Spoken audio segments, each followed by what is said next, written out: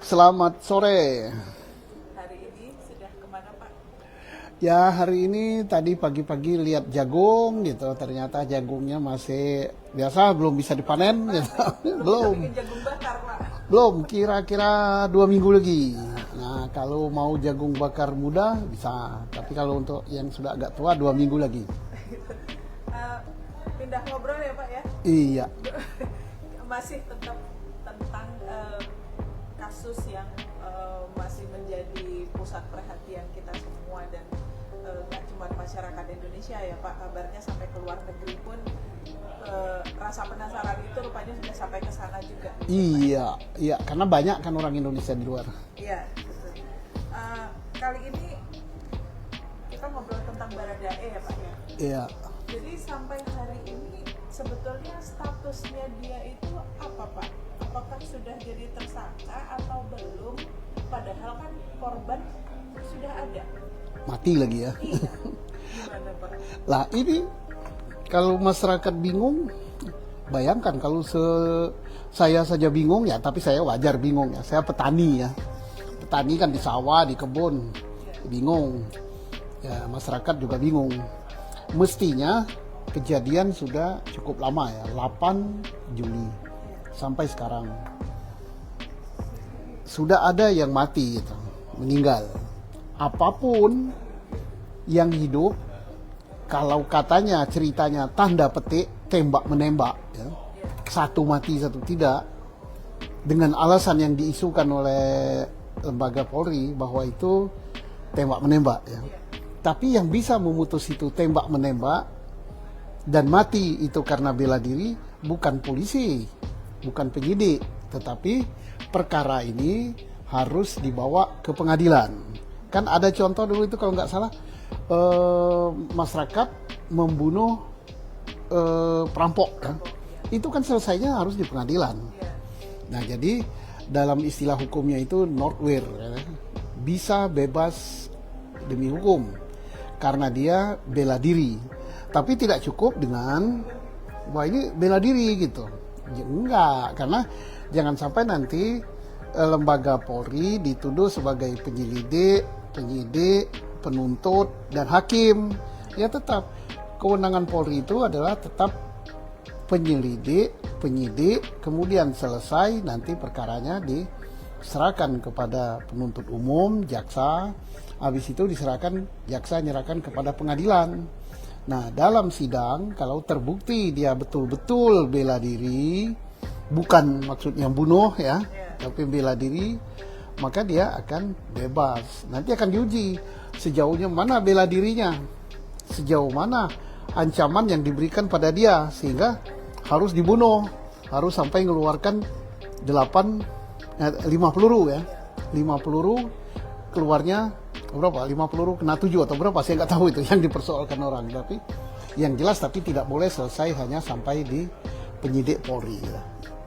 Jadi belum bisa ditentukan ya Pak ya, apakah dia ini nanti akan jadi saksi saja ataukah jadi tersangka gitu?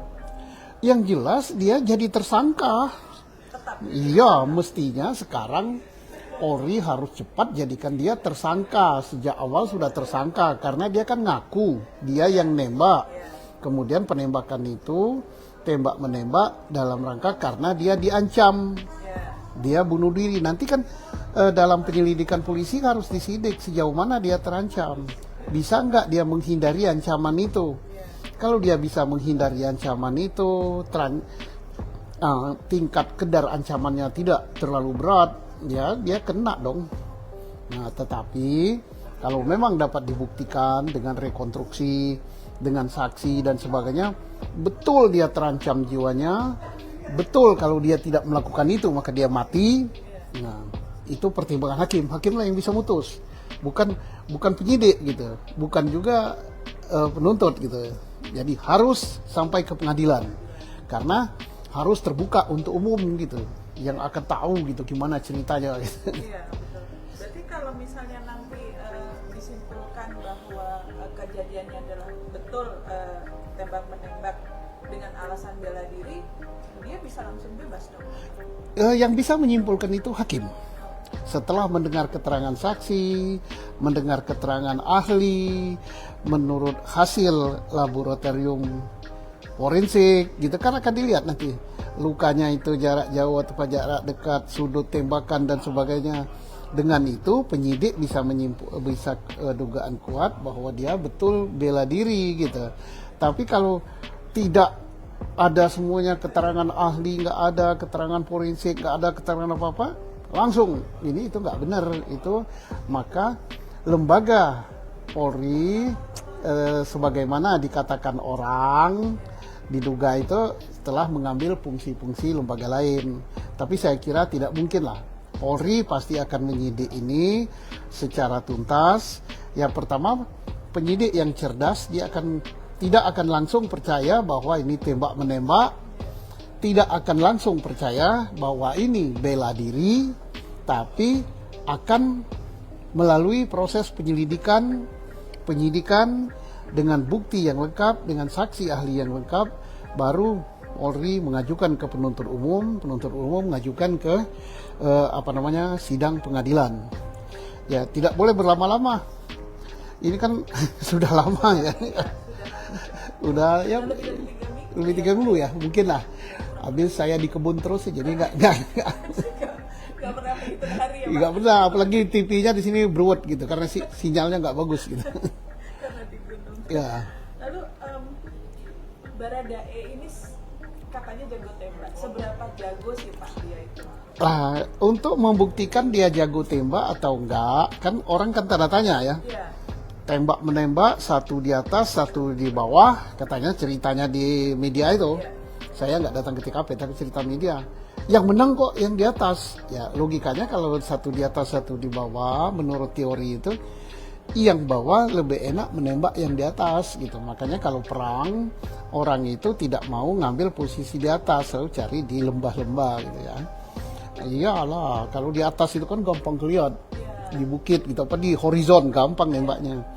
Nah, terus yang berikut apa tadi? Jago tembak ya. Nah, jago tembak itu kan baru kata media. Kata media menurut keterangan bosnya ya. Dan juga katanya ada sertifikatnya bahwa dia pelatih. Boleh saja dikatakan begitu, tapi itu kan harus diuji, dibuktikan. Caranya apa? Nggak bisa hanya ngomong saya jago tembak. Nanti dikasih peluru, kasih senjata yang sama, kemudian pergilah ke lapangan apa kemana, berapa dia nembak dengan 5 peluru, kasih 5 peluru. Coba kamu 5 peluru harus tembak dalam waktu sebagaimana kamu tembak-tembakan dengan dia. Apakah